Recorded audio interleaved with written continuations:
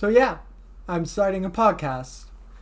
As you may notice, there's two titles on this page. There's the YouTube channel name Pod Theology, and then you're also going to see the video that's titled Social Distancing in the Church, and that being used, and me introducing the other videos as social distancing in the church. So I'll start by explaining that.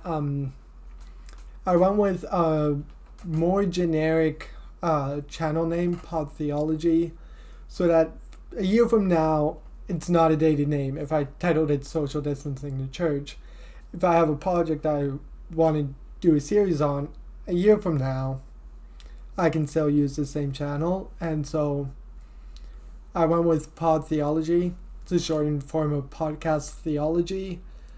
But an idea that I'm still early on in development, but I've been thinking about, is how we create our theology in pods. How we view the theology as contextual, which it is, and we don't interact with other contexts. And so pod theology, I'm acknowledging that, but I'm also trying to break that. I'm like, hey, let's interact with other contexts so that we can know our weaknesses and our strengths better through comparison. So that's where I'm going at with pod theology.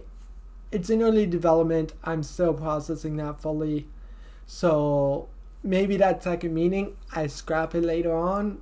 Maybe I'm like, yeah, that's great theologically, and I continue with it. I'm figuring this out. So then let's talk about social distancing in the church.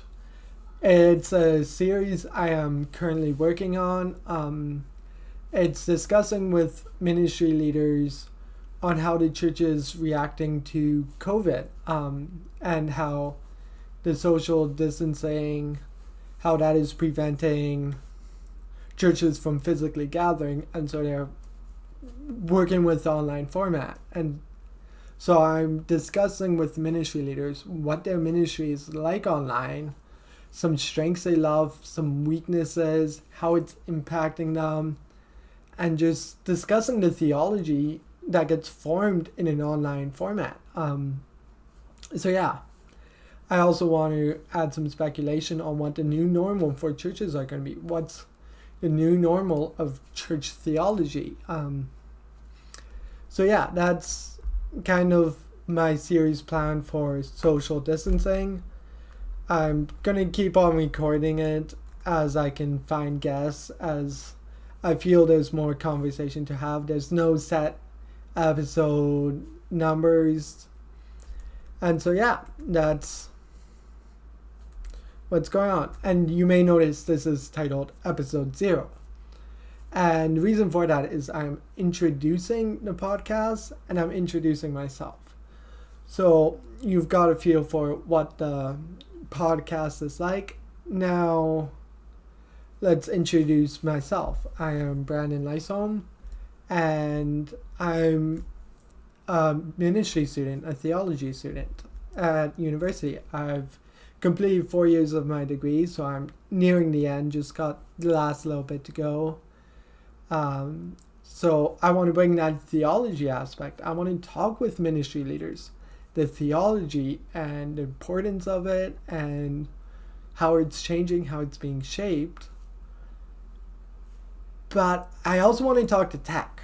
I'm in church tech. I do sound, I've done media, which is the PowerPoint presenter. Each church gives it its own name. So yeah, I want to add those two aspects. Talk about the tech, talk about the theology. Some guests will know the theology really well, and I'll lean into that. I'll be like, hey, let's talk theology and just a little bit of tech. Other guests are going to know the tech really well, but they're not as strong in their theology, and I'm going to lean that way. So it's going to be leaning whichever way the guest is going to be. And I want to merge these two interests in this podcast. And I also want to merge tech and theology, talk about how those two interact. And for more background, before COVID shut down campus, I was chapel tech coordinator at Ambrose, so I was in charge of sound, lights, and media. And I also volunteered at my church in the tech booth. So I've got a few contexts from tech that I can pull from, and how my theology of worship has been formed primarily from being in a tech booth. And so it's a bit different, and it's also, I personally am interested in it, but it's because it's my theology. So yeah, there's going to be a conversation of that interaction between tech and theology. And then once COVID shut down campus activities at Ambrose, the chaplain Terry, who will be episode 2, he decided to move chapels to an online format. And so I spearheaded the tech of that. I was tasked with learning, how do I stream a service? I've never streamed before. How do I stream it? And then I also was like, I can't pull in more text. At Ambrose, I didn't do media because I had volunteers who were more skilled at it than me, and so I let them do it. And so I didn't know ProPresenter, which is what Ambrose uses. I knew PowerPoint and I knew Easy Worship, but not ProPresenter, so I had to learn that. So I was responsible for figuring all this stuff out. And I was also the only one in the room, tech-wise. Due to physical distancing, we decided the best way is just have me do everything. So I had the school's MacBook running ProPresenter, and then that was on the primary screen, and then I ran a second monitor that was the projector output. And then also I was running OBS to stream and compile all my sources. I borrowed a USB camera from IT, and one of the soundboards Ambrose had USB output. So I was able to plug everything in through USB, which makes it significantly easier. I didn't have to deal with capture cards and all that. And then I just compiled all my sources on OBS, and I ran OBS. And so on the computer, I was running OBS. I was monitoring the stream on YouTube, and I was running ProPresenter. And then I had a soundboard where I was externally mixing everything through hardware and then inputting that into the computer. And so that was what our setup was like. It was a relatively simple setup. And our services were also simple as well. And then I also helped my church in Calgary do their first few online services. We use GoToMeeting, which is a Zoom competitor. And Grant, who did episode 1, he'll talk more in depth with what the setup was, because he was the one who designed everything. And so he can talk much more in depth, so I'll leave that part to him. But I was there in the tech booth running everything for the first few. And then so as at the start of COVID, when everybody was adapting to being at home, I was in the privileged position of still being in the room, which I was grateful for. But then the university semester ended and I moved back home, and I then was the person at home, like most of you, just watching at my computer. So there was a shift for me there. And so then I started reflecting more on what it's like. And while I enjoyed the challenge of the learning all the new technologies of streaming, I was then at home and I was seeing what everybody else was seeing, and I was like, this is definitely a different experience. Some stuff works, some stuff doesn't. And so I was reflecting on that. And that's when I decided to start working on this podcast to talk with people on what works and what doesn't, so that it's not just every church going forward on their own way.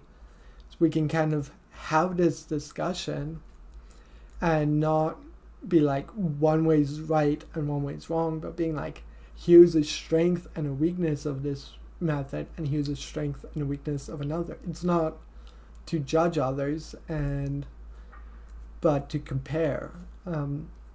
And so yeah, I started working on this podcast because I was wondering what the effectiveness of live streams were, what works, what doesn't, and what worship is like in a live stream setting. So as I was pondering this, I decided to create this podcast and figure and have conversations with people. So I started figuring out how to record from my home in Saskatoon, and so I'm still working on it, but I've figured out roughly a way to record, and there's definitely rooms for improvement. And that's why you'll notice in episodes my eyes are dodging everywhere, is because I've got multiple screens and I'm looking at my notes, I'm looking at the audio, making sure it's still coming in nicely, looking at the video, making sure it's recording. And so I'm sitting here monitoring while listening, and so yeah, that's why my eyes are everywhere and not just straightforward. But yeah, so I've been working and formulating on this and how live streams are like. And it's a reflection from my own experience in various contexts, helping churches switch over. Because once I came to Saskatoon, a month in, I started helping out in the booth, and so I've been helping design their system and get improvements going. So I have these experiences, but I haven't had that theology conversation, and so I want to get into more of this conversation and discuss with people what live stream is like, how theology is being formed in this time, because it very much is. Theology is contextual, and in online is a new context. So our theology is going to potentially be shaped. There will be some people who just keep on going as if they were meeting in person, but doing it online. But there's some churches who are taking this as a time to experiment, and that's the conversation I want to have, is see the experiments churches have done. So that's my hope for this podcast. My release schedule is as I have them ready. I'm probably not going to do more than 2 a week, just because that's going to be too much. I'll just 1 or 2 a week. There might be weeks that there's 0. It depends on guests. And so yeah, that's a bit of who I am and where I'm coming from. And it's also where I hope to go with this podcast. And so thank you for joining me. I hope you continue watching through this next couple of weeks as I continue trying this out and continue working on improvements. And if you have improvements, let me know. I'm very much learning this as I go. And I've never hosted a podcast. I've never been a part of a podcast. So this is new territory for me. And I also want to thank Odom. He provided music for me, and I'm grateful for that. And so yeah, I'll put a link to his Spotify. He's released music on his own. It's quite good. I enjoy it. And so check him out. And yeah, thank you.